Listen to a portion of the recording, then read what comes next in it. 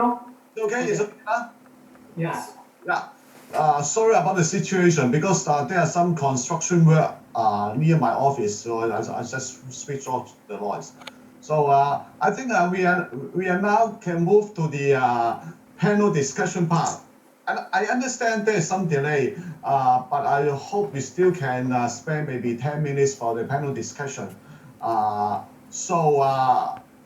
All speakers or the participants are welcome to have your sharing or question for Professor Lee or for the distinguished speakers about their research work. Also welcome. Yeah. Anyone who want to say something, you can raise your hand or just talk.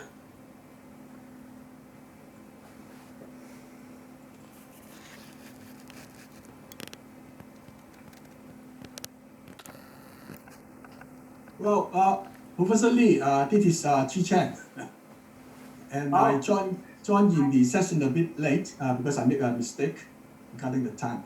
But anyway, it was a very good session, and I was able to listen to some of the talk. Now I saw on the screen, that the page that Professor Locke did not show, that is your kind of like autobiography, and it is a great book, and I read it actually within a couple of days, so I enjoyed it a lot. And so I encourage the other audience, if possible, get a copy of this Professor Lee's autobiography. I think you can learn a great deal, and I really learned a great deal myself through reading what you went through and the history and a lot of the interaction with other people, how they actually you learn from them as well as you provide your influence to these people. And I actually thank you for leaving this autobiography for us to learn not only your life but the way you see scientific research and so on. So that is what I would like to say. Thank you. Please. The stuff I wrote, as you can see, is called Stories from Bygone Years.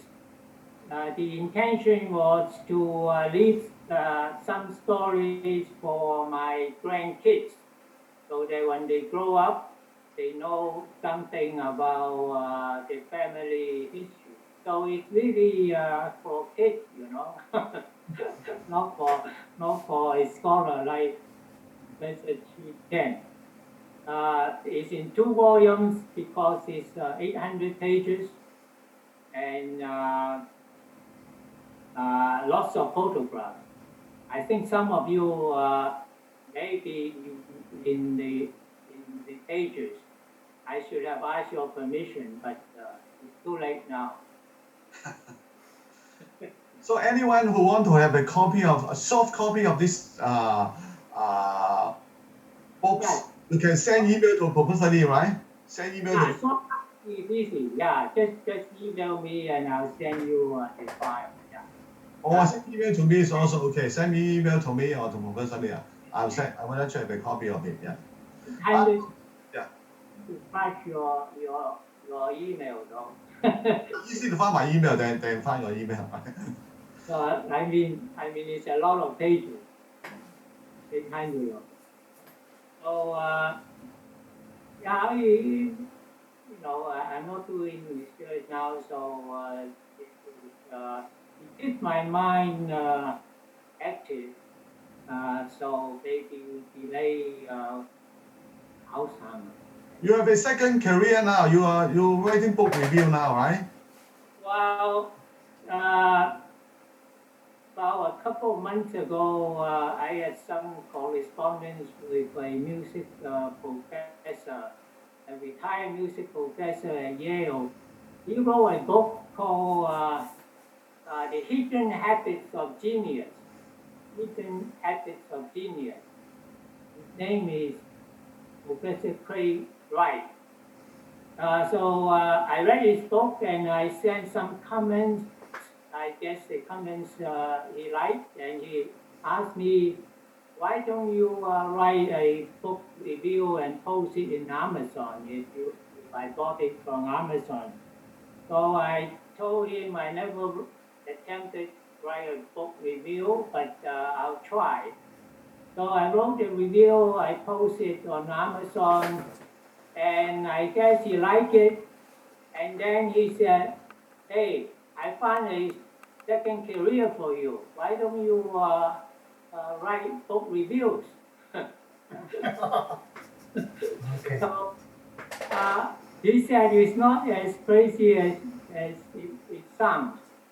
So I took it up, and the last couple of months, I have written 7 book reviews. They're all in Amazon. Two books are on music. 2 books are on leadership. 1 book is on Russian literature, and then what else? Oh, yeah, of course, and this book by the professor called The Hidden Habits of Genius. And then just recently I read Michelle Obama's memoir. It's called Becoming, and I wrote a book review too. So it's another way of keeping my mind active, I guess. So I have book reviews in Amazon too. I got I think 7. particularly it's a wide range of books, not only one's antenna book, it's wide range of book, music, literature, leadership. I think your minds can really cover a lot of areas. Yeah, music, literature, leadership, what else? Memoir. Oh, I'm reading, I'm just beginning to read Barack Obama's memoir, 700 pages long. It will take me a while, so I don't know whether I would write a review or not after that. But anyway, it's nothing to do with antenna research.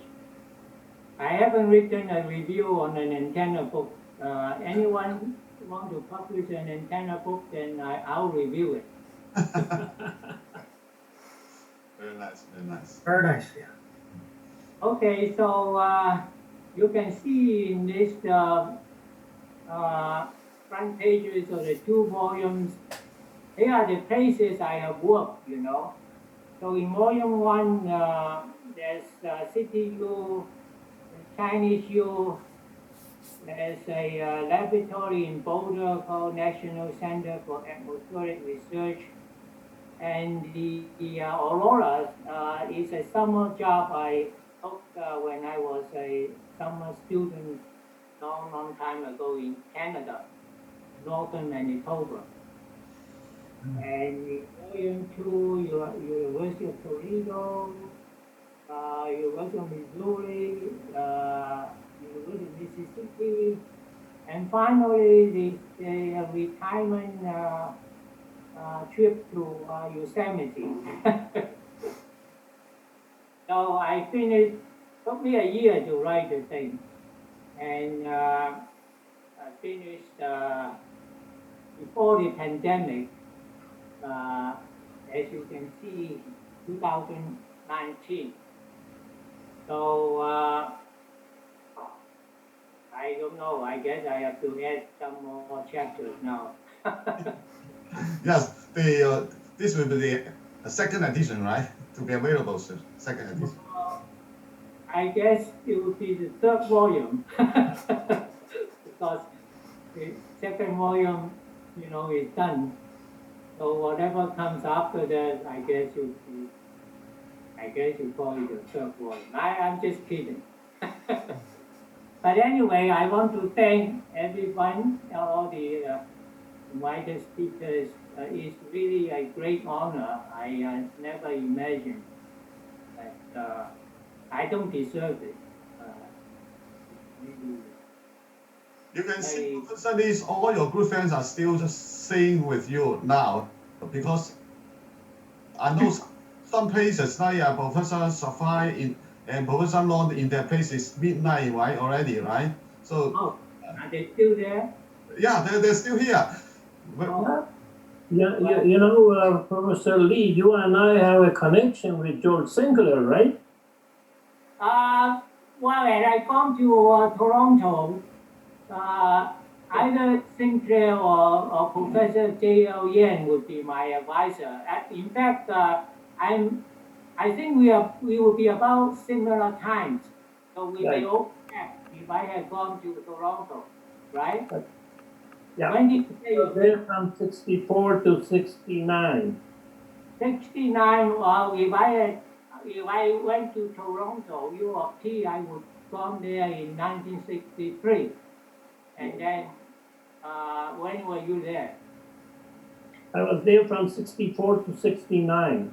Well, then we would probably go to classes together, right? Yeah. That's good to know. Yeah, I almost went there, but the Cornell campus is so beautiful. I made a trip there after they accepted me, and it's the trip, the campus that that made me decide. Yeah, Toronto, as you know, I got first 2 degrees from Queens, and the chance of me continuing in Canada actually was pretty high until Cornell came along. But then I ended up, as I said in my video, I didn't really get much guidance there in research. I have to find my own topic, and then I was lucky to be able to produce a thesis. I thought I would never get my degree. I'm not kidding. I think all the PhD students thinking the same thing when they do the PhD, right? Now, but the difference is I didn't have a topic. You see, that's the difference. Professor Booker, he never gave me a topic because he was leaving. He said, "The hell with Cornell." He was going to San Diego, so I had no guidance from him. And then, as I say, the difference between most PhD students is you may worry because you are given a tough problem, but I have no problem. I didn't have any problem to work. Oh, yeah, I see Chi Chang. How are you? I'm fine. Thank you. Yeah, I think the reason why he did not give you a problem because he know that you can generate a problem yourself and finish it within a few months. So that's the reason why he did not give you a problem. So he's actually one of the best advisors you could have. I doubt it because I think he was just packing already, going to UC San Diego. Anyway, he's a nice guy. He did give me a job though. When I graduate, when I know I was going to get my PhD, I wrote to him, and he said, "Come here. We have." In fact, I was hoping. Well, he said, "We don't have any faculty position this year, but we may have some more because the new department." But it turns out they hire a guy, in my field, just the year before me, so it's hard to hire another guy. But quite frankly, that guy was not very productive. He could have hired me instead. So, Professor Lee, would you let me know who was that professor moved from L to the San Diego? What is the name of the professor? My professor? Yeah. Brooker. Oh, Booker. Henry Booker. H.G. Booker. H.G. Booker, yeah. Oh, he was a supervisor of Gordon who designed this, dishes. William Professor Gordon was his. Oh, he's a PhD student. Yeah, he and Booker, they came up with the idea of this dish. Yeah. 10 feet in the ground Yeah, because because it's you know, difficult to do a steel dish that size. yeah. So it was H.G. Booker who converted the Binet principle into the antenna, the theory. He derived these formulas, dipole antenna impedance dotted slot antenna impedance equal to the impedance square over 4. That's the paper. Yeah, that is H.G. Booker's a great contribution to the antenna theory. The paper I mentioned in my prepared response. Yeah. Block wheels and complementary antenna. Yeah, this is an interesting story.